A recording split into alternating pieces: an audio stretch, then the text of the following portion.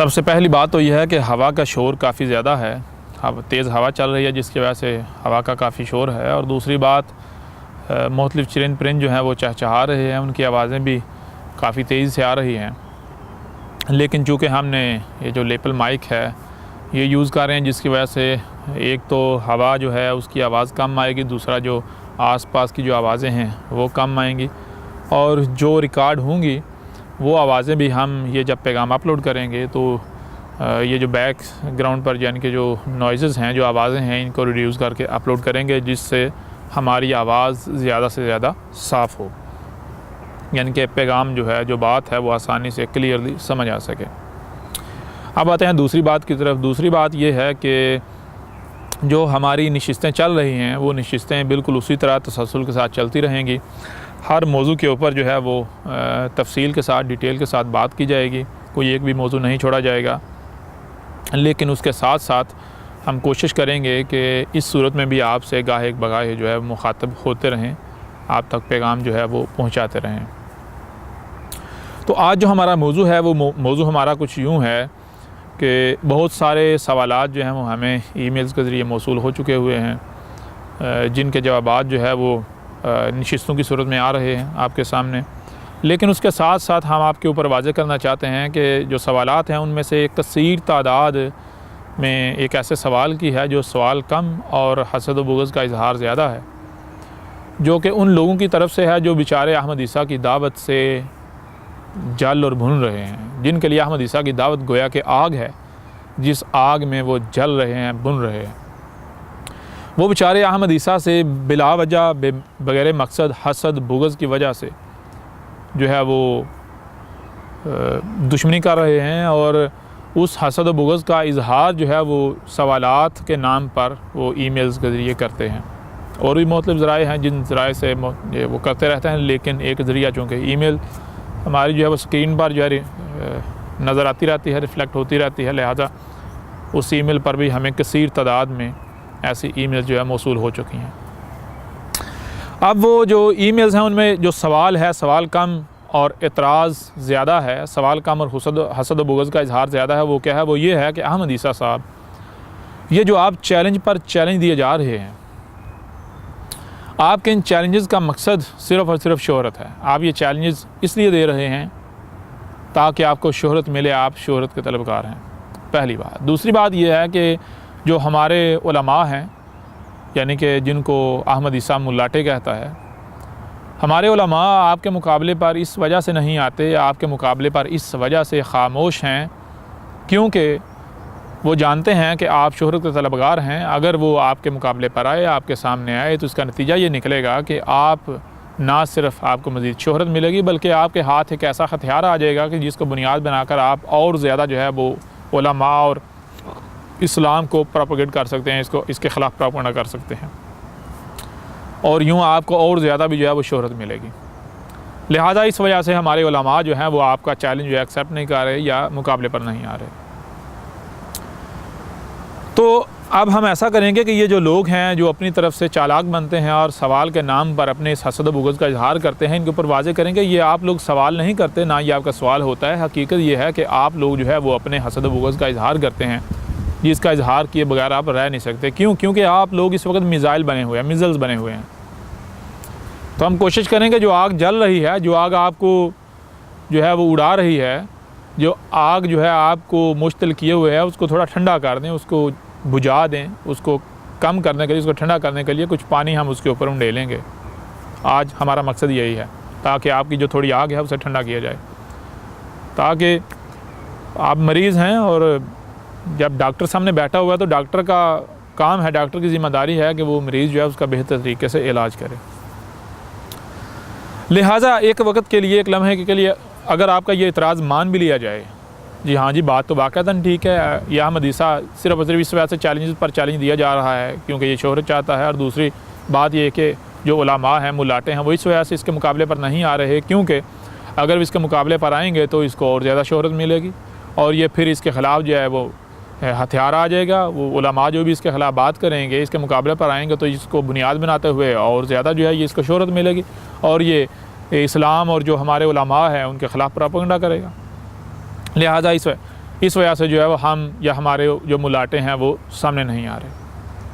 तो अगर एक लम्हे के लिए इस बात को मान लिया जाए तो मैं सवाल ये करता हूँ आप लोगों से, क्या अहमद ईसा आज सामने आया? अगर तो आज अहमद ईसा सामने आया है तो फिर तो आपका यानी कि आपका उज़र बिल्कुल वैलिड है, या आपका जो बहाना है ये समझ में आता है, हाँ भाई हो सकता है ऐसा हो। लेकिन अगर अहमद ईसा आज सामने नहीं आया, बल्कि अहमद ईसा तो आज से बहुत अरसा पहले सामने आया, तो फिर क्या ये आपका उज़र ये वैलिड होता है? चलें फिर भी मान लेते हैं, अगर तो आज से चंद माह कबल या कुछ अर्सा पहले जब अहमद ईसा सामने आया तब भी आपके उलमा, आपके मुलाटे खामोश रहे अहमद ईसा के मुकाबले पर, फिर तो बात आपकी ठीक है, आज भी आपको खामोश रहना चाहिए था। लेकिन अगर हकीकत इसके बिल्कुल बरक्स निकले तो क्या आप अपनी बात में, अपने इस दावे में सच्चे साबित होते हो? मिसाल के तौर पर ज़रा गौर करें, अगर आप अपनी बात में सच्चे हो तो हमें फिर हकीकत इसके बिल्कुल बरक्स क्यों नज़र आती है? आज से 6-7 माह कबल जब बिल्कुल वाज़े अलाल ऐलान जो है अहमद ईसा सामने आया तो उस वक़्त क्या हुआ?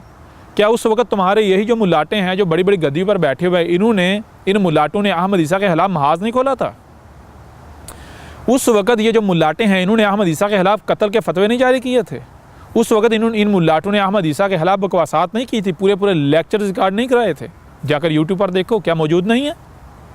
क्या उस वक़्त तुम्हारे जो मुलाटे हैं और ये जो तुम उन मुलाटों के चेले हो, शाह से ज़्यादा शाह के वफ़ादार, मुलाटों से ज़्यादा मुलाटों के वफ़ादार, कोई भी मुलाटों के ऊपर बात आती है तो मुलाटों को बाद में तकलीफ़ होती है, पहले तुम जैसे चेले चपाटों को तकलीफ़ होती है? क्या उस वक़्त तुम्हारी अकल में ये बात नहीं आई थी कि हम जो है बग़ैर, ये एक बंदा जो है उठकर कह रहा है मैं रसूल हूँ, और बग़ैर उसकी बात सुने हम उसके ख़िलाफ़ जो है महाज खोल देते हैं, इस वजह से ये मशहूर हो जाएगा? उस वक़्त तुम्हारी अकलों में नहीं आया था? अगर तुम सच्चे हो तो ज़रा बताओ उस वक़्त तुम्हारा ये बहाना कहाँ था? लिहाजा ये तुम्हारा बहाना नहीं है, ये तुम्हारे पास उज़र नहीं है, बल्कि ये तुम लोग अब बिलू में घुसने के बहाने तलाश कर रहे हो, बिलू में रहने के बहाने तलाश कर रहे हो। हकीकत तो ये है कि आज से चंद माह कबल जब अहमद ईसा सामने आया था तो तुम्हारे यही मुल्लाटे इन्होंने तूफ़ान खड़ा कर दिया था, और इसे तूफ़ान खड़ा नहीं किया था बल्कि अहमद ईसा के घर के ऊपर बलवा बोला, अहमद ईसा के घर के ऊपर हथियारों से लैस होकर बलवा बोला, घर को जलाने की कोशिश की, और जो कुछ वो हुआ उसके ऊपर तो बाकायदा वीडियोज़ मौजूद हैं। अब ज़रा गौर करें, अगर अहमद ईसा शोहरत का तलबगार होता तो ए अकल के अंदो अहमद ईसा 6-7 माह खामोश रहता।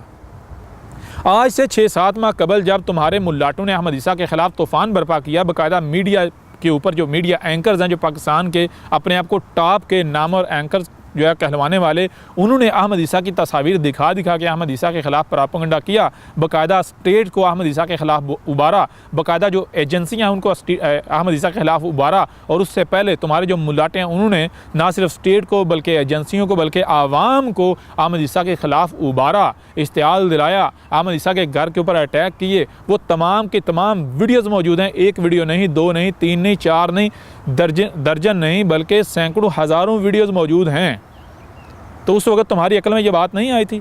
अगर अहमद ईसा शोहरत का तलबगार होता तो क्या अहमद ईसा खामोश रहता? या फिर अहमद ईसा, वो जो अहमद ईसा के घर के ऊपर हमला किया गया, वो जो वीडियोज़ मौजूद हैं जिसमें हज़ारों की तादाद में लोग नज़र आ रहे हैं अहमद ईसा के घर के ऊपर बलवा बोले हुए, जो कुछ कर रहे हैं, इसके अलावा जो तुम्हारे मुल्लाटों की वीडियोज़ अहमद ईसा के ख़िलाफ़ जो फतवे हैं कत्ल के, जो कुछ तूफ़ान खड़ा किया, क्या अहमद ईसा उन वीडियोज़ को इस्तेमाल करते हुए शोहरत हासिल नहीं कर सकता था अगर शोहरत का तलबगार होता? ए अकल के अंदो ज़रा बताओ, अब सच्चे तुम हो या अहमद ईसा है? तुम तो मुंह छुपाने के काबिल भी नहीं रहते। बताओ ज़रा कौन है सच्चा? जो बात करते हो पहले सोच लिया करो, पहले मुकम्मल देख परख लिया करो कि हम जो बात करने जा रहे हैं कहीं ये ना हो कि बाद में हम उल्टे पकड़े जाएं। ये है तुम्हारी हकीकत। यूं तुम्हारी हकीकत फिर से चाक करके तुम्हारे सामने रख दी, पहली बात ये। दूसरी बात ये कि अगर मान लिया जाए अहमद ईसा जो है वो शोहरत का तलबगार है, लेकिन सवाल ये पैदा होता है कि जो शोहरत के तलबगार होते हैं वो करते क्या हैं? वो करते क्या हैं? जो शोहरत के तलबगार होते हैं उनका मामला ये होता है कि वो बेबुनियाद होते हैं, उनकी कोई बुनियाद नहीं होती। वो क्या करते हैं? उनका मामला होता है जैसे बदनाम होंगे तो क्या नाम ना होगा। उन्होंने बदनाम होना होता है सिर्फ़ और सिर्फ इसलिए ताकि उनका नाम बन जाए, उनको शोहरत मिल जाए। और वो क्या करते हैं? उनकी कोई बुनियाद नहीं होती, वो महज उठकर दावा करते हैं। महज उठकर ऐलान करते हैं, इसके अलावा और उनके पास कुछ नहीं होता। अब तुम्हारे जो मुल्लाटे हैं वो क्या करते हैं, उस शख्स की जो ख्वाहिश होती है, जो चाहत होती है, जो मकसद होता है, वो क्या होता है, उस शख्स की ख्वाहिश ये होती है, उसका मकसद ये होता है कि उसे शोहरत मिले, और उस शोहरत की घर से उठता है, ऐलान करता है मैं रसूल हूँ या मैं नबी हूँ या मैं फ़लाँ हूँ, मैं ढिंगा हूँ। और तुम्हारे मुल्लाटे उसकी ख्वाहिश को पूरा करते हैं। क्या करते हैं, फौरी उसके ख़िलाफ़ जो है वो तूफ़ान खड़ा करते हैं, उसके ऊपर फतवे जारी करते हैं। और फतवे तो बाद की बात है, उसके ऊपर फतवे जारी नहीं करते, हकीकत तो ये है फतवों से पहले उस कहते हैं जी हमने उसका रद्द कर दिया, उसका रद्द करते हैं अपने आबा अजदाद की किताबों से, कुरान से, रवायात से, ये देखो हमने इसका रद्द कर दिया, ये देखो हमने इसका रद्द कर दिया। अब रद्द के नाम पर क्या होता है, उसको मशहूर कर देते हैं।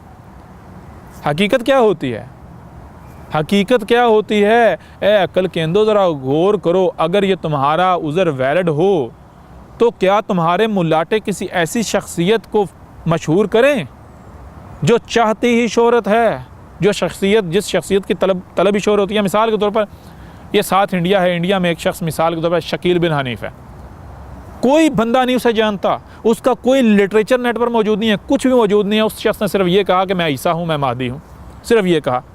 और कहाँ कहा, कोई उसकी तस्वीर आपको नहीं मिलेंगी, चांद एक जो है वो तस्वीरें आपको मिलेंगी जो कि ना होने के बराबर हैं। कोई उसके अलावा आपको कुछ नहीं। आप गूगल जो है वो सर्च कर लें, छान मार लें कि भाई उसकी दावा क्या है, उसकी दावत क्या है, आपको कुछ नहीं मिलेगा।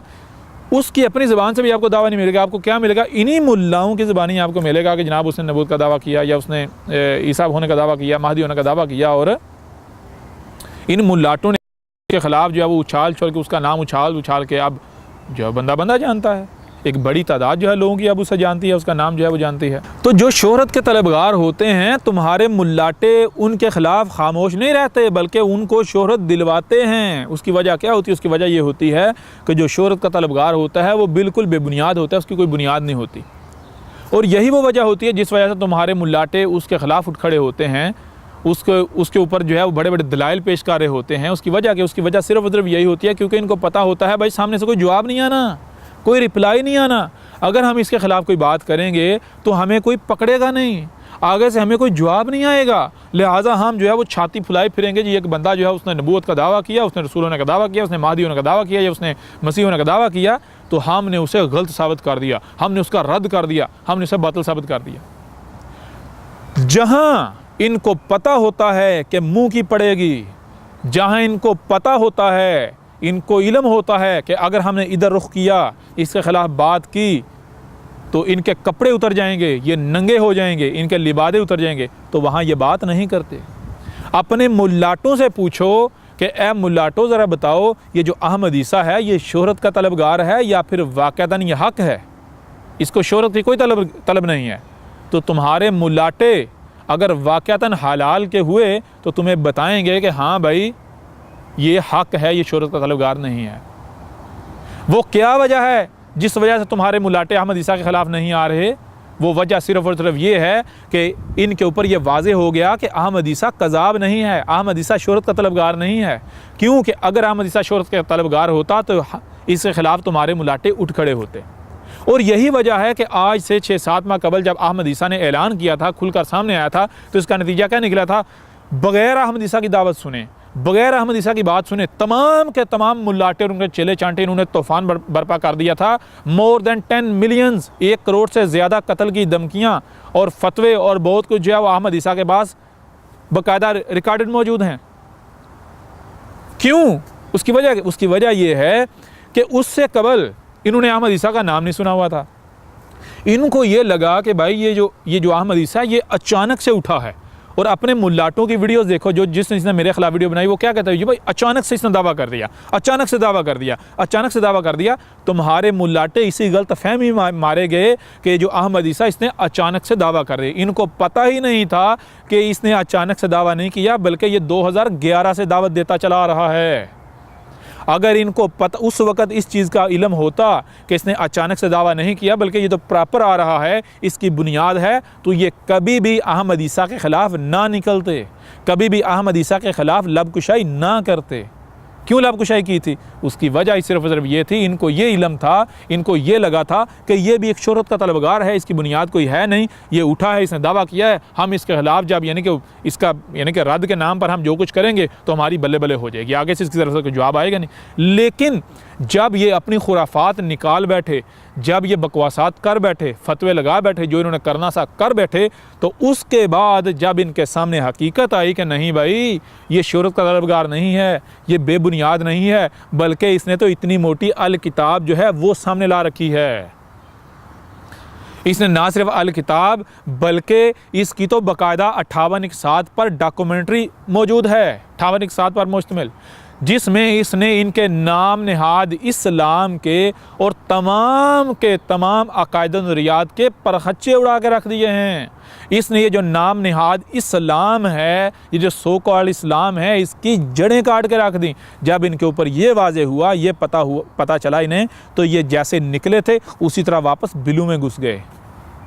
तो अब ये बहाने बना रहे हो कि हम इस वजह से अहमद ईसा के ख़िलाफ़ नहीं आ रहे, अहमद ईसा के मुकाबले पर नहीं आ रहे, इस वजह से हम अहमद ईसा का रद्द नहीं कर रहे ताकि उसे शोहरत ना मिले। वो ए अक्ल के अंदर, जब तुम्हारे पास ये बहाना था उस वक्त तो तुमने ये बहाना बनाया नहीं, अब तो तुम्हारे पास ये बहाना भी नहीं बचा। क्यों? क्योंकि उसकी वजह यह है, आज तो तुम्हारा बच्चा बच्चा अहमद ईसा को जानता है, तुम्हारा बच्चा बच्चा अहमद ईसा को जानता है। अब तो तुम्हारे पास ये बहाना रहा भी नहीं, कहाँ जाओगे, क्या करोगे? पहली बात तो ये हो गई। दूसरी बात, अब ये जो मुल्लाटे हैं, उन मुल्लाटों के जो चेले चांटे हैं, ये क्या कहते हैं? ये कहते हैं बंद कमरे में बैठकर लगा हुआ है, बाहर निकल, आवाम के अंदर आके दावत दे। तो अहमद ईसा तुम्हारे ऊपर वाजे करता है। अहमद ईसा ने अगर ये ज़रिया इख्तियार किया था तो ऐसे नहीं है कि अहमद ईसा जो है ऐसे छू मंतर करके आया, ये ज़रिया इख्तियार किया और दोबारा जो है वो छुप जाएगा। नहीं, बिल्कुल नहीं। जान लो, कान खोल के सुन लो, अहमद ईसा ने ये दावत 2011 में स्टार्ट की थी। 2011 से लेकर 2015 तक, 2011 से लेकर 2015 तक कम अज़ कम 4 साल तक अहमद ईसा ने यह दावत तुम्हारी मस्जिदों में जाकर दी, तुम्हारे गली मोहल्लों में जाकर दी, तुम्हारे चौक चौराहों में जाकर दी, जहाँ पर भी मौका मिला वहाँ पर दावत दी। अगर किसी मार्केट में गया वहाँ ये दावत दी, किसी दुकान पर गया वहाँ ये दावत दी, जहाँ पर भी गया तो अहमद ईसा ने वहाँ पर ये दावत दी। मिसाल के तौर पर मैं कुछ मिसालें तुम्हारे सामने रखता हूँ, कुछ मिसालें तुम लोगों के सामने रखता हूँ। 2013 की बात है। 2013 में पाकिस्तान की एक पूरी डिस्ट्रिक्ट है, डिस्ट्रिक्ट लेवल का जो एक इदारा है, जो अहले हदीस हैं, इनका एक ग्रोह है जमातुद्दावा। ये जो जमातुद्दावा वाले हैं, इनका जो डिस्ट्रिक्ट लेवल का जो इदारा है और जो पूरी डिस्ट्रिक्ट का एक ज़िले का जो मौसूल था, जो नाज़िम था, मौसूल जो है वो भी बैठा हुआ था और बाकायदा सारी इनकी इंतज़ामिया जो है वहाँ पर मौजूद थी। उस मौसूल की मौजूदगी में और इंतज़ामिया की मौजूदगी में हमारी जो है वो बातचीत शुरू हुई। मैंने ये तमाम हक़ाइक़ जो है वो सामने रखे, तो उसका नतीजा क्या निकला? नतीजा ये निकला कि बहुत सारी आवाम जो है, बहुत सारे लोग जो है वो हल्का बनता गया और वो बैठते, यानी कि वो मेरी बातों की तरफ मतवज्जो हो गए। वो सुनते जब उनके ऊपर मैंने वाज़ा किया कि भाई ये दजाल यही जदीदियत है, दावतुल अर्द यही जो है, ये गाड़ियाँ, ये जो गाड़ियाँ वगैरह हैं, ये मशीनें हैं, ये दावतुल अर्द है। इसी तरह मिसाल के तौर पर जो है वो क्रूड ऑयल क्या है, यानी हर चीज़ मैंने खोल कर वाज़े की। जब मैंने तमाम हक़ाइक़ खोल कर वाज़े किए तो मेरी एक बात को कहा गया, जी जो आप दलाइल दे रहे हैं, जो आप बात कर रहे हैं, ये वाक़तन हक़ है, तो आप जिस तरह ये दावत दे रहे हैं इससे आप कितनों को दावत पहुंचा लेंगे। उस वक्त मुझे पूछा, जी आप ये कब से दावत दे रहे हैं लोगों के ऊपर, कब से ये हक़ वाज़े कर रहे हैं? तो मैंने कहा, जी मैंने ये 2011 में ये सफ़र शुरू किया था, ये बाकायदा ये दावत देने का सफ़र जो है वो शुरू किया था 2011 में। तो उन्होंने कहा, जी 2011 भी गया, 2012 भी गया, 2013 में भी गया, आज हम फर्स्ट टाइम जो है वो आपका नाम सुन रहे हैं, आपको देख रहे हैं। किस ज़रिए से? वो भी आपके अपने ज़रिए से। 3 साल के अंदर 2011 हो गया, 12 हो गया, 13 जो है वो हो गया, 2.5 से 3 साल के अरसे के दौरान हमने इससे पहले कभी भी ना आपके बारे में सुना था, ना आपकी दावत के बारे में सुना था। आप कहते हैं कि आप जो है 2011 से दावत दे रहे हैं, लेकिन किसी को पता ही नहीं है। तो आप क्यों नहीं ऐसा करते कि आप ये दावत जो है ये इस तरह फ़र्दन या गली मोहल्लों में, मुस्लिम मसाजिद में देने के बजाय इस वक्त जो बेहतरीन ज़रिया है मीडिया, आप उसका इस्तेमाल क्यों नहीं करते? आप कैमरा क्यों नहीं ख़रीदते? आप यूट्यूब और फेसबुक का इस्तेमाल क्यों नहीं करते? अगर आप ये दावत जो है इस ज़रिए से आप पहुँचाएँगे तो ये दावत जो है ये तो बच्चे तक पहुँच जाएगी। अच्छा, मज़ीद आगे बढ़ते हैं। अब वहाँ पर आगे और क्या हुआ, वहाँ पर ये हुआ कि जब वो हल्का अहबाब जो है बढ़ना शुरू हो गया, तो वो जो उनका मसूल और जो इंतज़ामिया था, उन्होंने क्या किया, उन्होंने अब मुझे जो है वहाँ से भगाने की कोशिश करना शुरू कर दी। कि उनकी चाहत ये थी कि मैं अब उठूँ, अपनी बातों को बंद करूँ, दावत को जो है वो ख़त्म करूँ, बंद करूँ और यहाँ से निकलूँ। वजह क्या है? वजह ये है कि ये जो बातें बंदा कर रहा है, ये एक एक बात जो है वो लॉजिकल है, किसी बात को जुटलाया नहीं जा सकता, गलत साबित नहीं किया जा सकता। अब अगर हमारी जो आवाम है ये इसकी बातें सुन लेती है, क्योंकि जुम्मे के बाद का वक़्त था, जुम्मे में यानी कि आवाम जो था वो कसीर तादाद जो है वो जमा हो गई, तो उन्होंने कहा अगर ये लोग बातें सुन लेते हैं इसकी, तो बाद में लोग हमसे सवालात उठाएंगे। ज़ाहिर बात है, लोगों के दिमाग में जो हमने दजाल के बारे में या जो बाकी दावतुल्लद के बारे में, याजूज माजूज के बारे में, दुखानिन के बारे में, या जो भी जितने भी अलामात व शरात हैं उनके बारे में, या महदी के बारे में, या ईसा के बारे में, अगर यानी कि ये चीज़ें जो हमने दिमागों में लोगों को ठोसी हुई हैं, उसके बरक्स सवाल आया, ये जो इससे दावत सुन रहे हैं, तो हम क्या जवाब देंगे? हमारे पास तो कोई जवाब नहीं होगा। लिहाजा इन्होंने कोशिश की मुझे वहाँ से निकालें। फिर वहाँ से मुझे इन्होंने क्या किया, उस पूरे जो हल्का बना हुआ था, काफ़ी मजमा बन चुका हुआ था, उस हल्के से मुझे इन्होंने अलग करके बाहर सहन में घास वगैरह थी, और वहाँ पर इन्होंने कुर्सियाँ और एक टेबल रख के, तो वहाँ पर जो है वो मुझे अपने साथ बिठाया।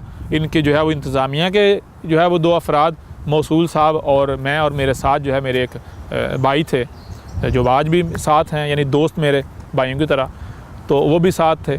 वहाँ बैठकर तो फिर उन्होंने जो है वो तरह तरह की, मिसाल के तौर पर वीडियोज़ जो है वो दिखाना शुरू कर दी इंडिया के ख़िलाफ़।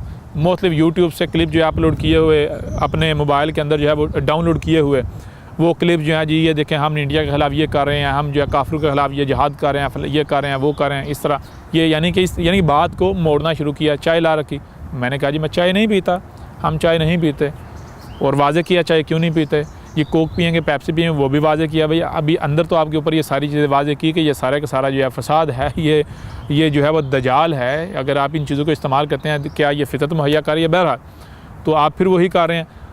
लेने का नतीजा ये निकला कि काफ़ी घंटों के बाद वहाँ से इन्होंने हमसे जान छुड़ाई, वहाँ से हमें निकाला। लेकिन जब निकाला तो उस वक्त भी यही कहा, यही मशवरा दिया कि आप इस दावत को आलमी सतह पर लॉन्च क्यों नहीं करते, आप इस दावत को कैमरे और जो है यानी कि वो सोशल मीडिया का इस्तेमाल करते हुए, मीडिया का इस्तेमाल करते हुए क्यों नहीं फैलाते।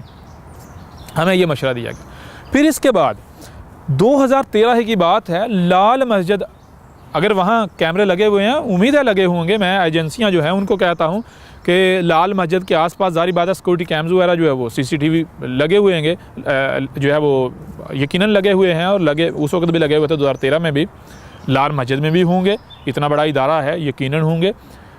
और वहाँ पर इनके मुख्तलिफ मुफ्ती हैं, वो भी इस बात की जो है वो अगर वो वाक़तन यानी कि सच बोलने वाले हैं तो वो कहेंगे हाँ जी वाक़तन ऐसी शख्सियत आई थी। मैं और मेरे वही दोस्त हम लाल मस्जिद में गए, वहाँ पर हमने कहा जी हमने जो अब्दुल अजीज़ साहब हैं उनसे मुलाकात करनी है, उनसे मिलना है।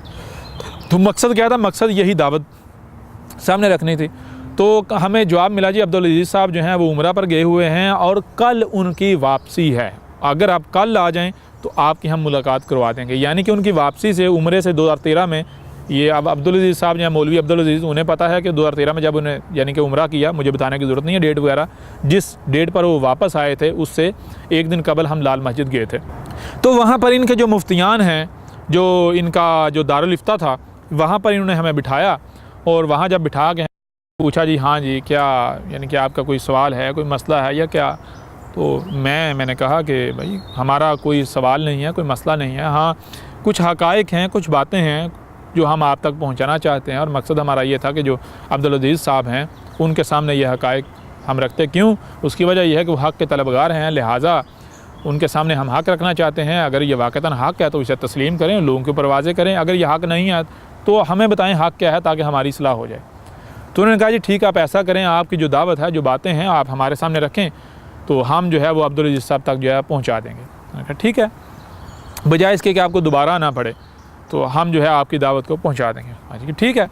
अब वहाँ कुछ घंटे लगे और उनके ऊपर ये सारी की सारी दावत जो है वो वाज़े की, और उन्होंने फिर क्या किया, एक मुझे कार्ड दिया, अपना जो विज़िटिंग कार्ड है उसके ऊपर जो है वो दारुल इफ्ता के जो मुख्तलिफ मुफ्तियान हैं उनके भी नंबर्स वगैरह जो लिखे हुए थे, मोबाइल नंबर्स वगैरह, उनके नाम वगैरह लिखे हुए थे, और कहा यानी कि आखिर पे ये कार्ड आप ले जाएँ और कोशिश करेंगे आपसे रब्ता रहे, आपकी यानी बातें वाक़तन सारी ठीक हैं, परफेक्ट हैं, हक़ है।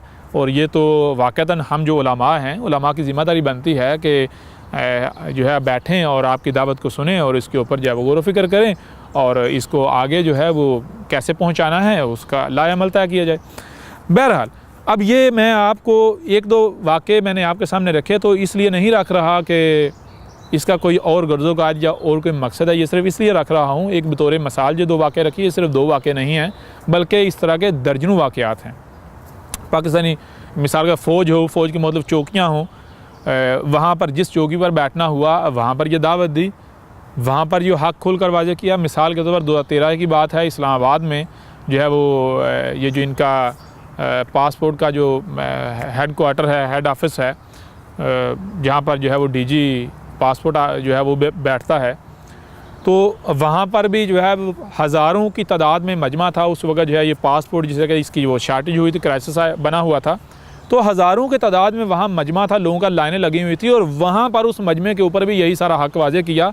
और वहाँ पर एक बड़ी तादाद में जो आवाम थी उन्होंने ना सिर्फ सराहा बल्कि मुझे कहा जी हज़रत साहब आप इस दावत को मीडिया पर क्यों नहीं लेकर आते, आप इस दावत को सोशल मीडिया का इस्तेमाल करते हुए लोगों तक क्यों नहीं पहुँचाते। ये बातें तो आज तक हमें उलमा ने बताई नहीं हैं।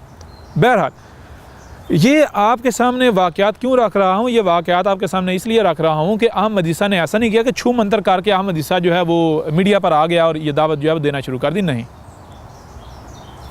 बिल्कुल नहीं, बल्कि अहमद ईसा ने 2011 से लेकर 2015 तक ग्रास रूट लेवल पर यह दावत दी। और फिर मिसाल के तौर पर ये जो तंजीम इस्लामी वाले कहलवाते हैं, इन तक दावत जो 2013 में इन तक मुकम्मल दावत पहुँचाई इन्हीं के एक मुल्क के अमीर के ज़रिए। अगर इनके इस वक्त जो अमीर हैं उस मुल्क के वो सुन रहे हैं, तो वो अगर वाक़तन सच्चे हैं तो वो यानी सच बोलना चाहें तो वो इसकी तायद या तरदीद कर सकते हैं, तस्दीक या तरदीक कर सकते हैं।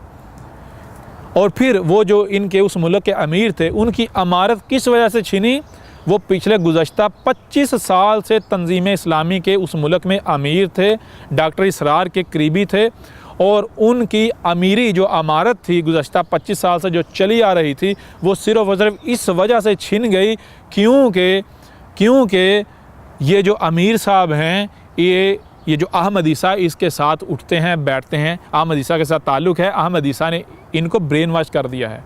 और वो जो अमीर साहब हैं उस वक़्त जब उनकी अमीरी छिनी तो वो फ़ख्र करते थे कि मुझे फ़ख्र है कि, और मुझे कहते थे कि मेरा नाम लेकर कहते थे कि ये आपका मेरे ऊपर एहसान है कि आपने मेरी आंखें खोल दी जो गुज़श्ता 25 साल से बंद थीं। कि मैं ये समझ रहा था कि ये जो तंजीम इस्लामी है ये वाक़तन जो है इसका मकसद जो है वही नबी पाक का दीन है, मोहम्मद असम का दीन का कायम करना है। मैं तो इस जो है वो धोखे का शिकार था। हकीकत तो आज आपकी वजह से वाज़े हुई कि नहीं, ये भी एक जो है वो कल्ट है। फिर बहरहाल हुआ क्या है, उन्होंने भी वो जो अमीर साहब हैं उन्होंने भी क्या किया, उन्होंने भी मुझे बार बार फोर्स किया, मुझे बार बार यही कहा, मुझे बार बार मेरा नाम लेकर ये कहा कि आप इस दावत को ऐसा करें कि बड़ी सतह पर फैलाएं। उन्होंने मुझसे खतूत लिखवाते थे इसी दावत के और अपनी जो तंजीम है उसकी जो ऊपर जो लीडरशिप है उसको भिजवाते थे। जो हाफिज़ आकिफ़ सईद है उसे वो मेरे लिखे हुए मेरे लिखवाए हुए खतूत जो है भिजवाते थे इसी दावत के। बाकी जो इनकी लीडरशिप है उन्हें खतूत भिजवाते थे और नतीजा क्या निकलता था, नतीजा ये निकलता था कि उधर से फतवे आ जाते थे। अमीर साहब, मैं नाम नहीं लूँगा क्योंकि बाद में नाम लेना पड़ा तो नाम भी लेंगे, अमीर साहब जो हैं उनके ऊपर फतवे आ गए कि आप जिस बंदे के साथ उठ बैठ रहे हो, जिस बंदे के साथ आपका ताल्लुक़ है, ये आपको गुमराह कर रहा है, ये आपको मकसद से हटा रहा है, लिहाजा आप ऐसा करें इस शख्स को छोड़ दें, इससे ताल्लुक़ तोड़ लें, वरना आपको हम तंजीम से निकाल देंगे, आपको अमारत से फ़ारग कर देंगे। जो आप अमीर हैं ना उस पूरे मुल्क के तंजीम इस्लामी के, आपको अमारत से फ़ारग कर देंगे। उन्होंने फिर मुझे बताया जी ये चीज़ें आ रही हैं अमीर साहब की तरफ से। किस तरफ से? हाफिज़ आकिफ़ सईद की तरफ से ये बातें आ रही हैं। तो मुझे बताएं मैं क्या करूं। मैंने कहा ये फ़ैसला तो आपने करना है। अगर तो आपको लगता है कि मैं हक़ कह रहा हूं, मेरी बातें हक़ हैं, तो फिर ये आपको तय करना है कि आपने हक़ का इंतखाब करना है या फिर बातिल का। तो ख़ुद उन्होंने कहा कि आपकी वजह से तो मेरे ऊपर तंजीम इस्लामी का दजल चाक हो गया। तो फिर उस मुल्क की जो तंजीम इस्लामी की जितनी क़यादत है या जितनी आवाम है वो अक्सरियत जो है उनके ख़िलाफ़ होगी, उनसे दूरी जो है वह इख्तियार करना शुरू कर दी। बहरहाल उसके बाद क्या हुआ, यानी उन्होंने भी, वो जो अमीर साहब थे तंजीम इस्लामी, उन्होंने भी मेरे ऊपर बार बार यही चीज़ डाली, यही दबाव डाला। उन्होंने बार बार यही कहा कि आप ऐसा करो, इस दावत को पब्लिक में लेकर आओ। और पब्लिक में लेकर आने का सबसे बेहतरीन ज़रिया ये है कि आप मीडिया का, सोशल मीडिया का इस्तेमाल करो। बहरहाल अच्छा होता क्या है, 2011 से लेकर 2015 तक अहमद ईसा ग्रास रूट लेवल पर यह दावत देता है। 2011 से लेकर 2015 तक अहमद ईसा ग्रास रूट लेवल पर दावत देता है। और 2013 में क्या होता है, 2013 में पाकिस्तान में, यानी कि जब अहमद ईसा दावत दे रहा होता है तो पाकिस्तान की जो एजेंसियां हैं वो अहमद ईसा के पीछे लग जाती हैं। एक दिन का फ़र्क पड़ता है, अहमद ईसा की इस दावत की वजह से अहमद ईसा को किडनैप करने की कोशिश की जाती है और अहमद ईसा ऐन वक्त से पहले वहाँ से बच निकलता है। यानी कि जिस दिन अहमद ईसा को पकड़ने के लिए छापा मारा गया उससे चंद घंटे पहले अहमद ईसा वहाँ से निकल गया। तो अब ज़ाहिर बात है, अब अहमद ईसा वहाँ कैसे रह सकता है। अहमद ईसा के ऊपर जब ज़मीन तंग हो गई, अब दो ही सूरतें हैं, या तो अहमद ईसा उनके हत्थे चढ़ जाए और ये आवाज़ बंद हो जाए, या फिर दूसरी सूरत यह है कि अहमद ईसा जो है वो डटे और इस आवाज़ को दुनिया तक पहुँचाए, इस पैगाम को दुनिया तक पहुँचाए। लेकिन अब अहमद ईसा क्या करेगा? अहमद ईसा तो वही करेगा जो हक़ है। अहमद ईसा ने कहा कि तुम लोगों ने मेरे साथ दुश्मनी करनी है, तुम दुश्मनी करो। अहमद ईसा वो करेगा जो हक़ है। लिहाजा अहमद ईसा फिर डटा। अहमद ईसा ने फिर ग्रास रूट लेवल से उठकर ये जो यानी कि आलमी सतह है, जहाँ जहाँ भी उर्दू बोलने वाले हैं, उस सतह पर यह आवाज़ पहुँचाने के लिए इन ज़राए का इंतखाब किया। फिर अहमद ईसा ने जब हक़ दुनिया के सामने लाया है तो ज़रा आप अपनी अफवाज को पूछ लें, अपनी गुज़श्ता हुकूमत को पूछ लें, अपनी जो आपकी जो ये जो वज़ारत सेहत है या वज़ारत साइंस और टेक्नोलॉजी है या फिर वज़ारत ये फूड वगैरह है, इससे पूछ लें कि जो मुल्क के अंदर, ख़ास करके पंजाब के अंदर जो कॉलेजों में, स्कूलों में कोल्ड ड्रिंक्स पर पाबंदियाँ लगीं, जो खुराक के ऊपर क्रैकडाउन हुआ, वो किस वजह से हुआ? अहमद ईसा की किताब की वजह से हुआ। अहमद ईसा ने सबसे पहले क्या किया, ये जो रिज़्क़ है इसके ऊपर किताब लिखी कि रिज़्क़ किस तरह तबाही मचाता है, रिज़्क़ की अहमियत और हैसियत क्या है, जो आप खाओगे वही बनोगे। अहमद ईसा ने जब ये हक़ाइक़ वाज़े किए, एक एक शय के बारे में हक़ाइक़ वाज़े किए, वो जो किताब है वो तकरीबन 3 लाख से ज़ायद अफराद ने डाउनलोड की। वो किताब हर इदारे तक गई, हर जगह तक गई। उस किताब का फ़ीडबैक, यानी इतना फ़ीडबैक आया कि मुझे हर तरफ से यही कहा गया कि आप इस दावत को पब्लिकली क्यों नहीं लेकर आते।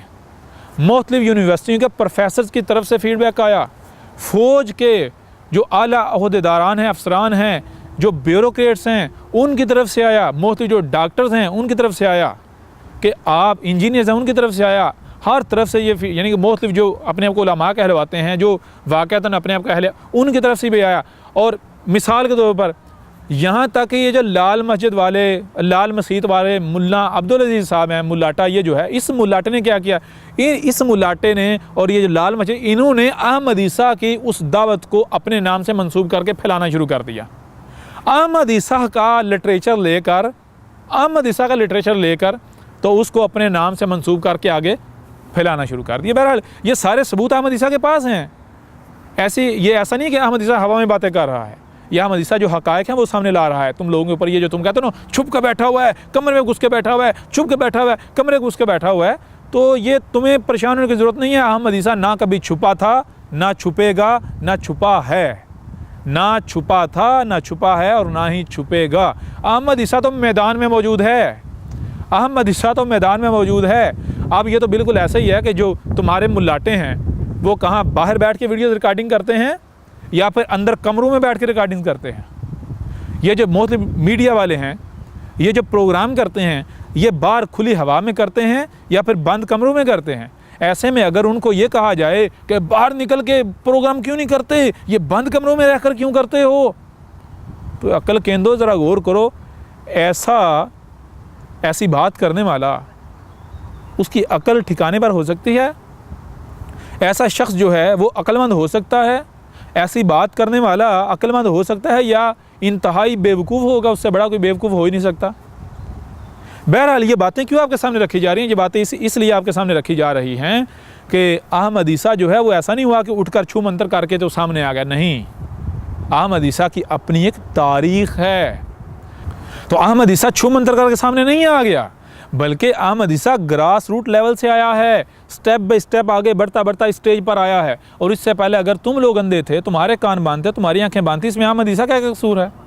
लिहाजा ना तो अहमद ईसा जो है वो शोहरत का तलबगार है और ना ही अहमद ईसा छू मंतर करके सामने आ गया, बल्कि अहमद ईसा ने 2016 में, 2017 में, 2018 में क्या किया?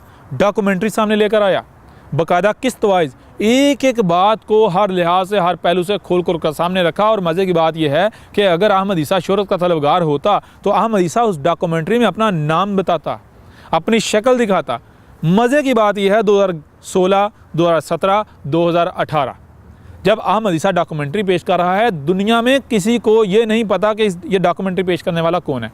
नाम नहीं बताया, शक्ल नहीं दिखाई, हालांकि जो डॉक्यूमेंट्री है उसके मिलियंस में व्यूज़ थे, मिलियंस में, सैकड़ों जगहों पर, हज़ारों जगहों पर लोग अपलोड करते थे, हज़ारों कमेंट्स, हज़ारों लाइक्स, यहाँ तक कि एक एक पार्ट के एक एक किस्त के 50-50 हज़ार शेयर्स होते थे, 60-60, 70-70 हज़ार शेयर्स होते थे, 2-2 मिलियन, 3-3 मिलियन, 4-4, 5-5 मिलियन व्यूज़ होते थे फेसबुक पर। और किसी एक जगह पर अपलोड नहीं हुई थी, सैकड़ों हज़ारों जगहों पर। हर शख्स ये कहता था कि भाई ये डॉक्यूमेंट्री बनाने वाला कौन है, इसके पास इंतहा का इल्म है, इसने तो हर बात खोल खोल कर रख दी। अक्सरियत ये कहती थी भाई सामने आओ, हम आपको देखना चाहते हैं, हम आपको देखना चाहते हैं, आप हो कौन? आप तो इंतहाई बड़ा दिमाग हो, आपके पास तो बहुत इल्म है, आपने तो एक एक बात खोलकर वाजे कर दी, आपने तो हर एक का दजल चाक कर दिया। फिर भी अहमद ईसा सामने नहीं आया, फिर भी अहमद ईसा सामने नहीं आया, बल्कि उसके बाद अल किताब जब तक नहीं आई अहमद ईसा सामने नहीं आया। अहमद ईसा उस वक़्त सामने आया जब हर एक तक ये दावत पहुंच गई, हर एक तक दावत पहुंच गई। जब हर एक तक बात पहुंच गई, दावत पहुंच गई, उसके बाद अहमद ईसा सामने आया। अहमद ईसा ने ऐलान किया, क्यों? क्योंकि अहमद ईसा को इल्म था, अगर मैं पहले ही शुरू में ही आकर ये कहूँ कि मैं अल्लाह का रसूल हूँ तो मुल्लाटों ने ग्राउंड ही ऐसी बना दी हुई है कि लोग हसद और बुग़्ज़ की वजह से इस बात को सुनेंगे ही नहीं, इस दावत को सुनेंगे ही नहीं। और आज ईमेल्स आ रही हैं, बहुत बड़ी तादाद में लोग जो हैं वो कह रहे हैं कि जी पहले तो हमें, यानी कि जब आपने दावा किया, सामने आए कि मैं अल्लाह का रसूल हूँ और आपके ख़िलाफ़ प्रोपेगेंडा आया, हमने भी आपको गालियाँ दी, हमने भी आपको बुरा भला कहा, लेकिन जब बाद में हमें पता चला कि ये तो वही शख्स है जो नबा 7 वाला है, ये तो वही शख्स है जिसने डॉक्यूमेंट्री पेश की थी, ये वही शख्स है जिसने हलाल तैयब पर जो है वो किताब लिखी थी, जिसने हक़ाइक़ खोल कर वाज़े किए थे, तो उस वक़्त हम सोचने पर मजबूर हो गए कि ये कैसे हो सकता है कि ये बंदा गलत हो, कम से कम इसकी बात सुननी तो चाहिए। अब यहाँ सवाल ये पैदा होता है कि अगर अहमद ईसा शोहरत का तलबगार होता तो क्या अहमद ईसा ऐसा करता? क्या अहमद ईसा 2011 से लेकर 2015 तक ग्रास रूट लेवल पर जो है वो दावत देता, गली मोहल्लों में, मुख्तलिफ मसाजिद में, चौकों में, चौराहों में, जहाँ भी मौका मिला वहाँ पर ये दावत देता, हक़ लोगों के सामने रखता? कभी भी ऐसा ना करता, पहली बात। नंबर 2, अगर अहमद ईसा जो है वो शोहरत का तलबगार होता तो क्या अहमद ईसा 2016, 2017, 2018 ये तकरीबन 2.5 से 3 साल खामोश रहता? जब अहमद ईसा जो है वो डॉक्यूमेंट्री पेश कर रहा था और डॉक्यूमेंट्री के बारे में एक बड़ी तादाद में, खास करके जो मीडिया से ताल्लुक़ रखने वाले लोग हैं, वो उनका ये कहना था कि ये किसी एक शख्स का काम नहीं है, ये बाकायदा टीम वर्क है, बाकायदा जो है वो पाकिस्तान के जो खुफिया इदारे हैं, जैसे उन्होंने ख़ुद जब उनसे राब्ते हुए, उनसे जब बातचीत हुई, उन्होंने जब मुझसे पूछा, सवालात किए, तो उनको जब मैंने बताया मैं अकेला काम कर रहा हूँ, तो उन्होंने नहीं माना, उन्होंने कहा नहीं ये पूरी एक टीम का काम है। तो क्या उस वक़्त, बहरहाल उस वक़्त अहमद ईसा पर्दे के पीछे रहकर इतनी मेहनत कर रहा होता अगर अहमद ईसा को शोहरत का तलबगार होता?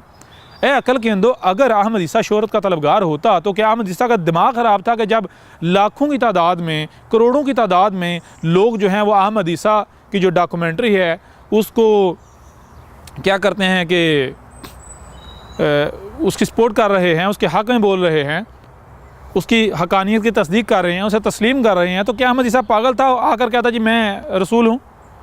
अहमद ईसा को तो चुप करके ये कहना चाहिए सामने आने, भाई ये मैं काम कर रहा हूँ, ये मेरा काम है, ताकि बल्ले बल्ले हो जाती है। अहमद ईसा वाक़तन, अगर तुम बात करते हो शोहरत की, अगर अहमद ईसा जो है वो शोहरत का तलबगार होता तो क्या अहमद ईसा इस तरह करता?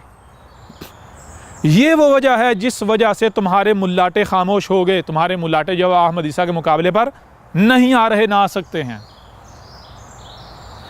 और जब अहमद ईसा ने ऐलान किया था, और ये क्यों अहमद ईसा के ख़िलाफ़ इन्होंने एकदम से महाज खोला था, इन्होंने फतवे, बकवासात और गालियाँ, उसकी वजह ये थी, उसकी वजह सिर्फ़ और सिर्फ ये थी, इनको ये लगा था कि ये एक उठा है अचानक से, इसने दावा कर, इसकी बुनियाद नहीं है। लेकिन जब इनके सामने ये हक़ाइक़ आए कि भाई इसने सिर्फ सूखा ज़बान से दावा नहीं किया बल्कि इसकी बुनियाद मौजूद है, ये आज से दावत नहीं दे रहा, इसकी बुनियाद मौजूद है, अगर अब हम इसके मुकाबले पर आते हैं, सामने आते हैं, तो मुंह तोड़ जवाब मिलेगा, नंगे हो जाएंगे, ये हमारे लिबादे चक करके रख देगा। और बहरहाल ये गलती कर बैठे। अगर इनको इतना एहसास था कि अहमद ईसा शोहरत का तलबगार है, तो ये इन्हें उस वक़्त सोचना चाहिए था जब अहमद ईसा ने बिल्कुल खुलकर ऐलान किया उस वक़्त। और उसके बाद अहमद ईसा ने अभी तक इनके वो वीडियोज़, वो फतवे और जो कुछ अहमद ईसा के ख़िलाफ़ किया गया उसका इस्तेमाल नहीं कहीं भी किया। उनका सहारा लेकर पॉपुलर होने की कोशिश नहीं किया अहमद ईसा ने। एक बात तो ये हो गई। दूसरी बात, अब चूँकि तुम्हारे पास बहाना तो रहा ही नहीं, अब जब ये बहाना नहीं रहा तो अब आओ मुकाबले पर अहमद ईसा को गलत साबित करो। अब तो तुम्हारे पास ये बहाना है ही नहीं कि अहमद ईसा मशहूर हो जाएगा, क्योंकि अब तो तुम्हारा बच्चा जानता है। एक बात तो ये होगी। दूसरी बात, अहमद ईसा क्यों इतना अरसा पसे पर्दा रहा? क्यों अहमद ईसा ने 2011 से लेकर 2015 तक ग्रास रूट लेवल पर जो है वो दावत दी और किसी की बात को मद्देनज़र नहीं रखा? लोग मशवरे देते रहे अहमद ईसा को कि आप सोशल मीडिया का सहारा लें, आप मीडिया पर आएँ, यहाँ तक कि अहमद ईसा को मुख्तलिफ टीवी चैनल से ऑफ़र हुई कि ये जो डॉक्यूमेंट्री आप पेश कर रहे हैं, आप ऐसा करें कि हमारे साथ कॉन्ट्रैक्ट करें सारा, यानी हम आपको, अगर आप अकेले हैं आपको टीम फराहम करते हैं, या फिर अपनी टीम के साथ जो आप आएँ तो आप जो है हमारे साथ कॉन्टैक्ट करें, इसको हमारे चैनल के लिए तैयार करें। और अहमद ईसा ने कोई लालच नहीं लिया कि अहमद ईसा को नज़र नहीं आ रहा था कि अगर किसी टीवी चैनल के ऊपर ये डॉक्यूमेंट्री पेश होती है तो उसका नतीजा क्या निकलेंगे, कि अहमद ईसा को नज़र नहीं आ रहा था कि और जो है ना बच्चे तक और अच्छे अंदाज में जो है वो ये बात पहुँच जाएगी, दावत पहुँच जाएगी। लेकिन अहमद ईसा ने किसी किस्म का लालच या किसी किस्म का कोई सहारा नहीं लिया। और अहमद ईसा पहले क्यों खुलकर सामने नहीं आया? यानी बहुत सारे सवाल लोग ये करते हैं जी, अगर यानी कि आप इतना अरसा खामोश क्यों रहे, आपने इतना अरसा बाद जाके क्यों दावा किया?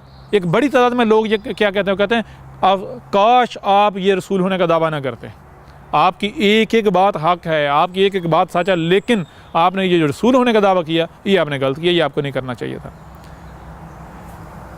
ये अहमद ईसा पहले भी कर सकता था, क्यों नहीं पहले किया? पहले अहमद ईसा ने इसीलिए नहीं किया था क्योंकि अहमद ईसा को पता था कि जो ग्राउंड इन मुल्लाटों ने बनाई हुई है, इस ग्राउंड की बुनियाद पर, इन हालात की बुनियाद पर, यानी मैं अगर कहता हूँ मैं अल्लाह का रसूल हूँ तो कोई भी मेरी बात नहीं सुनेगा, कोई भी इस हसद, बुग़्ज़ और दुश्मनी की वजह से कोई भी मेरी बात नहीं सुनेगा।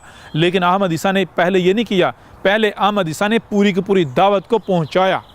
जो सुनना चाहते थे उन्होंने सुन लिया, जो समझना चाहते थे उन्होंने समझ लिया, और जब हर एक तक दावत पहुंच गई उसके बाद जाकर अहमद ईसा ने कहा कि मैं तुम्हारे रब का भेजा हुआ हूं, मैं रसूल हूं। क्यों? अगर अहमद ईसा पहले कहता तो पहले फिर हर के लिए उज़र होता, एक्सक्यूज़ होता कि अगर ये दावा ना करता तो हम इसकी बात सुन लेते। चूँकि इसने दावा कर दिया, इस वजह से हम जो है वो लोगों के प्रोपेगेंडा, मुल्लाटों के प्रोपेगेंडा के शिकार हो गए। लिहाजा एक वजह, यानी कि बड़ी वजूहात में से एक बड़ी वजह यह भी है, और यूँ इस लिहाज से, इस पहलू से आपके ऊपर यह वाज़े हो गया कि अहमद ईसा तुम मुल्लाटों की तरह बिलों में नहीं घुसा हुआ, अहमद ईसा किसी बिल में नहीं घुसा हुआ। और मज़े की बात यह है कि अहमद ईसा तो आम खुले आम रहता है। अहमद ईसा आज तक घर के अंदर नहीं रहा। अहमद ईसा तो अपने बीवी बच्चों के साथ बाहर घूमता है, फिरता है, मार्केटों में जाता है, जो ज़रूरत की अशिया हैं वो ख़रीदता है। हाँ, तुम्हारी तरह गंद नहीं ख़रीदता, बल्कि नेचुरल जो मेरे रब की फराहम करता है वो ख़रीदता है, वो इस्तेमाल करता है। अहमद ईसा तो घूमता है, बिल्कुल खुलम खुला रहता है। अहमद ईसा से लोग मुलाकातें करते हैं, बड़ी तादाद में लोग अहमद ईसा से मिलते हैं। बहुत यानी कि कई लोग तो ऐसे हैं कि जो देख कर पहचान जाते हैं, तो वो जब मिलते हैं तो वो जब यानी कि जब मिलते हैं तो जो रवैया देखते हैं, तो रवैया देख के उनको खुद कहने पर मजबूर हो जाते हैं कि आपके बारे में हमने क्या कुछ सुन रखा था, लेकिन जब हम आपसे मिले हैं, मुलाकात की है, तो आप तो बिल्कुल एक यानी कि ज़मीन आसमान का फ़र्क है। आप तो एक ऐसी शख्सियत हैं, आप में कोई गरूर नहीं है, कोई तकब्बुर नहीं है, आप में कोई लालच नहीं है, आपको कोई गर्ज नहीं है, आपकी चमड़ी में कोई डर नहीं है, कोई खौफ नहीं है। अगर अहमद ईसा को कोई डर खौफ होता तो अहमद ईसा इस तरह खुलकर सामने आता। वो अक्ल केंद्र, तो अक्ल तो इस्तेमाल करो, नहीं इस्तेमाल करोगे मेरा क्या जाएगा, मेरा क्या बिगड़ेगा। कोई इस दावत को मानता है माने, नहीं मानता ना माने, खड्डे में जाओ, मारे जाओगे। मैं तो बार बार कह रहा हूँ, ये मजाक नहीं चल रहा, यह मजाक नहीं चल रहा। कुरान में जो नूह और कौम नूह का जिक्र है, क्यों है? क्या वो किसे कहानियाँ हैं? कुरान में कौम आद और हूद का जिक्र है, क्या ये किसे कहानियाँ हैं? कुरान में कौम समूद और साले का जिक्र है, क्या ये किसे कहानियाँ हैं? कौम मदियन और शुएब का जिक्र है, क्या ये किसे कहानियाँ हैं? क्या ये तुम लोगों को लगता है कि कुरान में असातिरुल अवालीन है? नहीं, ये तुम लोगों को किसे कहानियाँ नहीं सुनाए गए थे, बल्कि ये अल अव्वलीन की मसलों से तुम्हारा जिक्र किया गया इस कुरान में। अगर नहीं समझोगे, नहीं मानोगे, वो तो अक्ल के अंदर मेरा क्या बिगड़ेगा।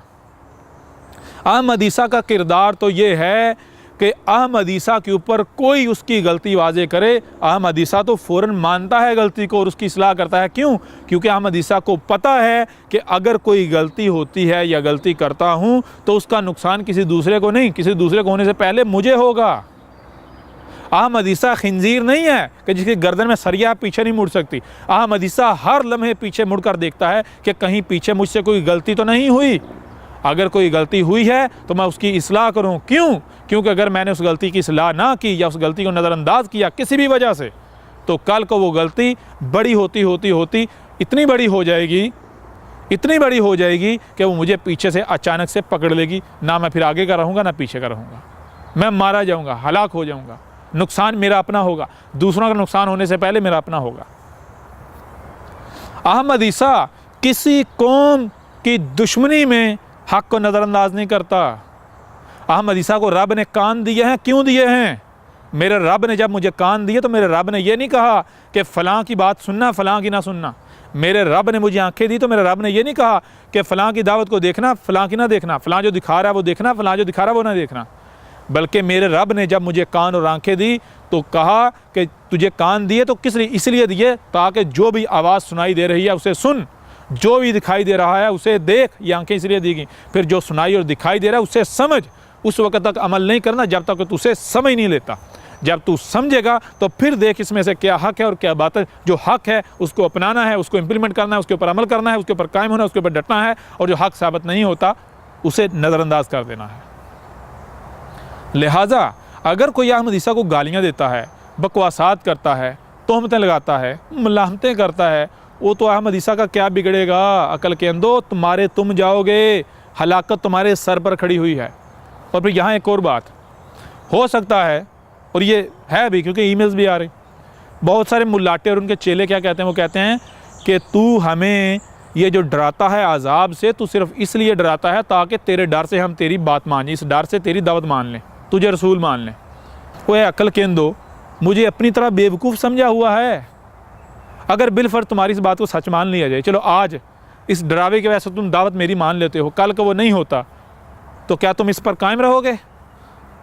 क्या कल को कहोगे नहीं ये तो भाई गलत साबित हो गया, बातिल है, झूठा साबित हो गया? गौर तो करो। और मुझे क्या जरूरत तुम्हें डरा के धमका के अपनी बात मनवाने की? ये डराना धमकाना तुम्हारा काम है, मुल्लाटों का काम है, ये मुल्लाटों का काम है, यह अहमद ईसा का काम नहीं। हक़ ऐसा नहीं करता, हक़ किसी किस्म की कोई ज़ोर ज़बरदस्ती नहीं करता। हक किसी किस्म का कोई दबाव नहीं डालता। लिहाजा अहमद ईसा को क्या परेशानी, अहमद ईसा को क्या टेंशन, कोई मानता है माने, नहीं मानता ना माने। यूं कोई इतराज़ करता है, कोई सवाल उठाता है तो ऐसा नहीं अहमद ईसा के पास जवाब नहीं है।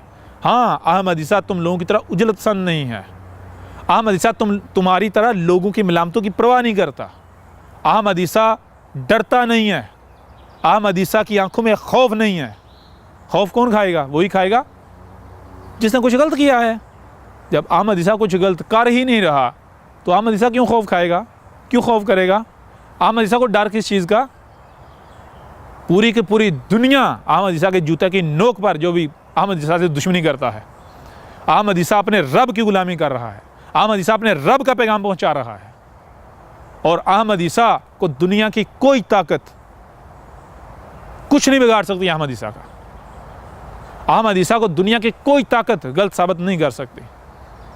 अहमद ईसा के पीछे, अहमद ईसा के ऊपर अहमद ईसा का रब खड़ा है।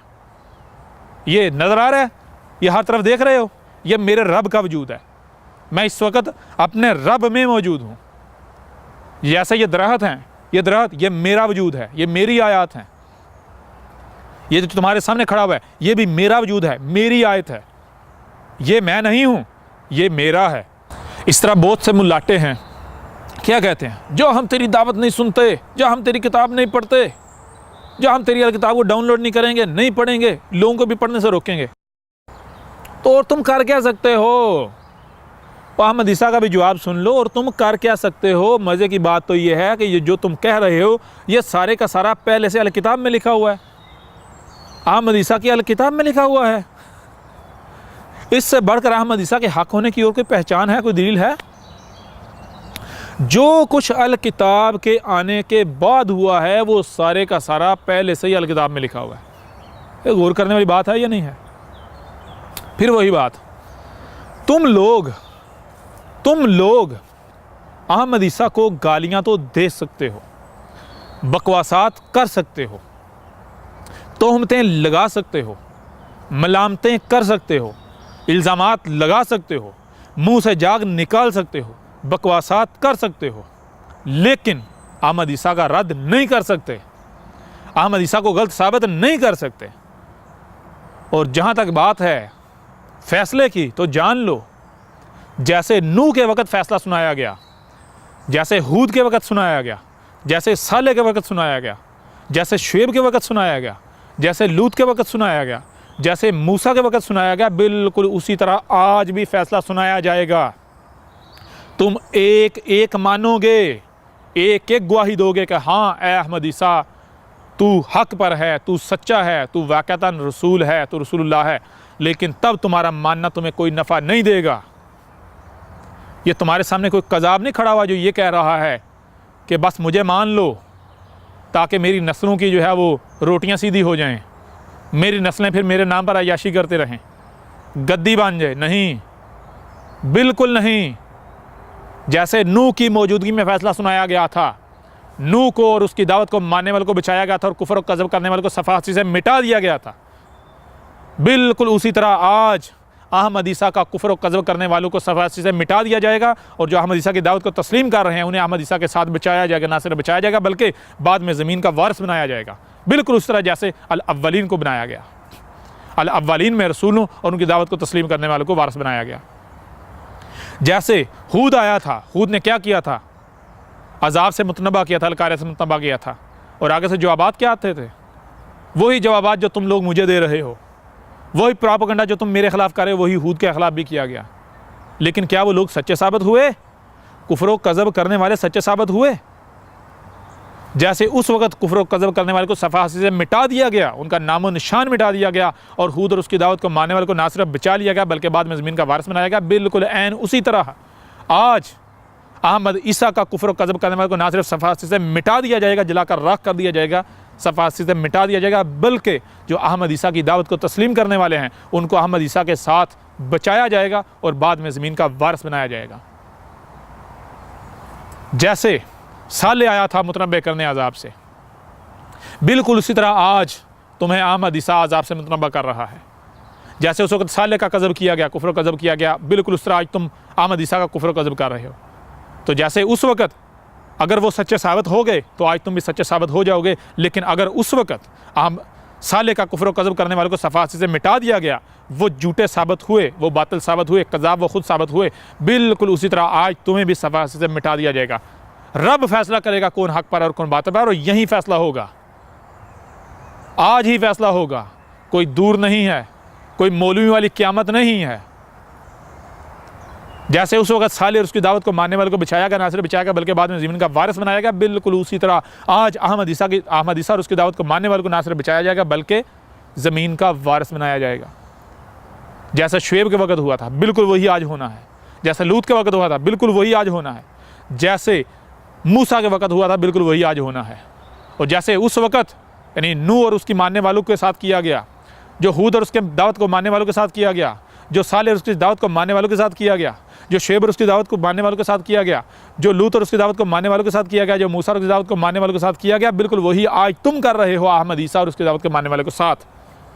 और तुम्हारा इंजाम क्या होगा? बिल्कुल वही जो उस वक्त कुफ्र और कज़ब करने वालों का हुआ था। ये कुरान के अंदर ये आयात मौजूद हैं। ये किसकी तारीख है, किसका जिक्र है? तुम क्या समझते हो कुरान में असातिरुल अवालीन है? कहा कुरान में किसी को कहानियाँ बयान किए गए? करके देख लो। अहमद ईसा का क्या बिगड़ेगा? अहमद ईसा का कुछ नहीं बिगड़ने वाला। अहमद ईसा का कुछ नहीं बिगड़ने वाला। मानते हो मानो, नहीं मानो ना मानो। अहमद ईसा ने तुमसे चंदे थोड़ी लेने हैं, तुमसे फंड थोड़ी लेने हैं।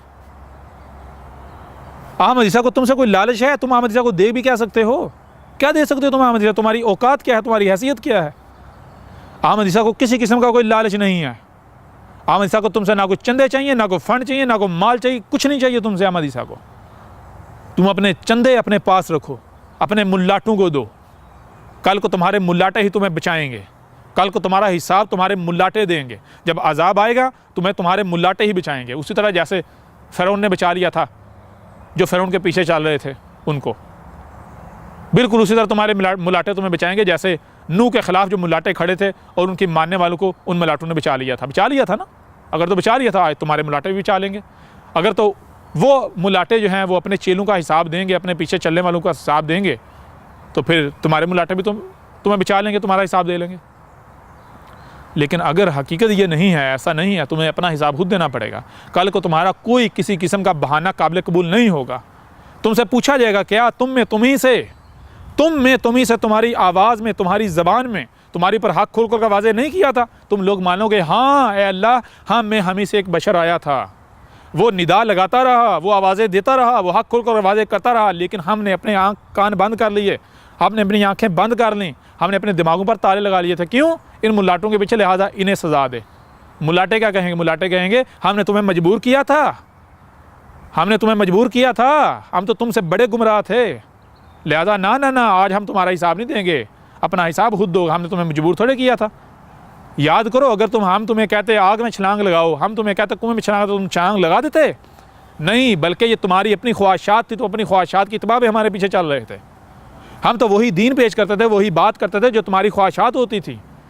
ये मुल्लाटे कहेंगे हम तो हमारी नज़र तुम्हारे माल पर थी, हम तो तुमसे तुम्हारा माल निकलवाने के लिए, तुमसे माल लेने के लिए, चंदे लेने के लिए, फंड लेने के लिए, जायदादें लेने के लिए, अमवाल लेने के लिए हम वही बात करते थे जो तुम्हें अच्छी लगती थी, तुम्हारी ख्वाहिशात के मुताबिक। और तुम मानते थे। क्यों मानते थे? वो इसलिए मानते थे क्योंकि तुम्हें वो अच्छी लगती थी, तुम्हारी ख्वाहिशात का कत्ल नहीं होता था। रसूल लोगों की ख्वाहिशात के साथ नहीं आते। अहमद ईसा तुम्हारी ख्वाहिशात के साथ नहीं आया। कोई कहता है जी आपकी सारी बात हक है, लेकिन आपने जी मिर्ज़ा ग़ुलाम अहमद कादियानी साहब को गलत कहा, इसलिए हम आपको नहीं मानेंगे, आप बात लो। परेशान नहीं हो। एक बड़ी तादाद में ये ख़ुद को कादियानी अहमदी को कहलवाने वाले अहमद ईसा को कत्ल की धमकियाँ दे चुके हैं। कादियानी जो हैं वो अहमदी, जो अपने आप को बड़े यानी ट्रू मुस्लिम्स कहते हैं, असल मुसलमान। हम परेशान नहीं हूँ, अहमदी जो हैं वो कादियानी भी, उनको बिल्कुल परेशान नहीं हूँ। सारी हकीकत खोल के सामने रख देंगे। मिर्ज़ा ग़ुलाम जो साहब हैं उनकी भी हकीकत चाक करके सामने रख देंगे, और जो जमात अहमदी है उसकी भी हकीकत चाक करके सामने रखेंगे। और हमने तो आज से साल से भी ज़्यादा हो गया जो है वो ये जो जमात अहमदी ऐसे चैलेंज दिया था, आज तक सामने तो आई नहीं जमात अहमदिया।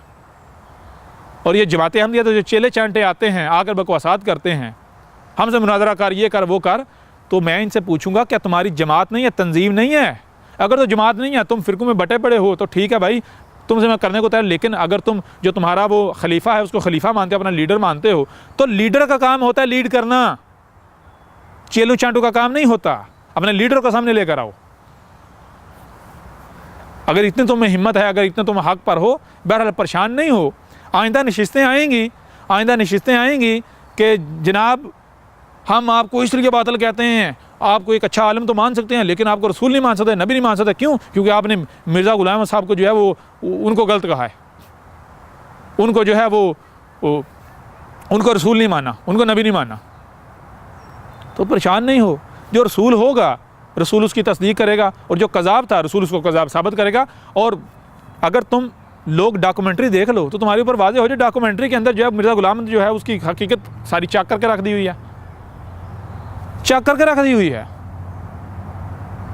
एक बार देखो तो सही, अहमद ईसा की किताब को पढ़ो तो सही। लेकिन तुम्हारा मामला क्या है? तुम जो अपने आप को ट्रू मुस्लिम कहलवाने वाले हो, कादियानी अहमदी, और तुम तो जो मुसलमान हैं उनसे भी बाज़ेदार हो, तुमने तो उनसे भी बड़े ताले लगाए हुए हैं। तुम भी तो उसी पर चाले जिस पर तुम लोगों ने अपने बाउजाद को पाया। तुम कौन सा गौर फिक्र कर रहे हो? तुम भी तो अंधे अंधे मुकल्लद बने हुए हो। तुम्हें तो खुद नहीं पता मिर्ज़ा ग़ुलाम अहमद कादियानी ने लिखा क्या अपनी किताबों में। पहले उसका लिटरेचर तो पढ़ लो, अहमद ईसा पर इल्ज़ामात बाद में लगाना। परेशान नहीं हो, एक एक बात का जो है जवाब दिया जाएगा अपने वक्त पर, हर चीज़ खोल कर सामने रखी जाएगी। हैरानगी वाली बात यह है कि जो खुद को अहमदी कहलवाते हैं कादियानी, वो अहमद ईसा को कह रहे हैं बिल्लों चूहे की तरह बिल में घुसा हुआ है, बाहर निकल के लोगों का सामना कर, बाहर निकल लोगों का सामना कर। क्या बात है भाई, कितने बड़े अहले हक हो। ये अहले हक होने की पहचान है। हाँ, मेरे साथ तुमने कुश्ती करनी है? हाँ, कुश्ती करनी है, बताओ कहाँ आना है। अहमद ईसा शुरू से कह रहे हैं बताओ कहाँ आना है। अहमद ईसा आने को तैयार है, लेकिन कैसे? जैसे कानून है, जैसे असूल है। जब अपने खलीफा को लेकर आओ, तुम्हारी जमात अहमदिया को चैलेंज है। इससे पहले कि मैं सारा तह पंचा एक कर दूं, अगली नशिस्तों में हर चीज़ खोल कर रख दूं, चैलेंज है तुम्हें अपनी जमात अहमदिया को सामने लेकर आओ। मुआहदा करते हैं, उस मुआहदे के मुताबिक बात होगी। जो बातिल साबित होगा वो हक़ की गवाही देगा, ऐलान करेगा। और अगर वो हक़ का ऐलान नहीं करता तो उसका बातिल होना दुनिया के ऊपर वाज़ेह हो चुका। अहमद ईसा मुआहदे के मुताबिक जो जगह तय होगी अहमद ईसा वहाँ आएगा, वहाँ पर रहकर बाकायदा लाइव डिबेट होगी, एक एक मौजू पर एक एक मसले पर बात होगी। अहमद ईसा जमात अहमदिया का और मिर्ज़ा ग़ुलाम अहमद कादियानी को बातिल और कज़ाब साबित करेगा, और तुम्हारे ऊपर लाज़िम है कि तुम अहमद ईसा को कज़ाब साबित करो। फैसला हो जाएगा। कोई परेशानी है? कोई परेशानी नहीं। हिम्मत करो, मैदान में आओ। क्यों नहीं आते मैदान में?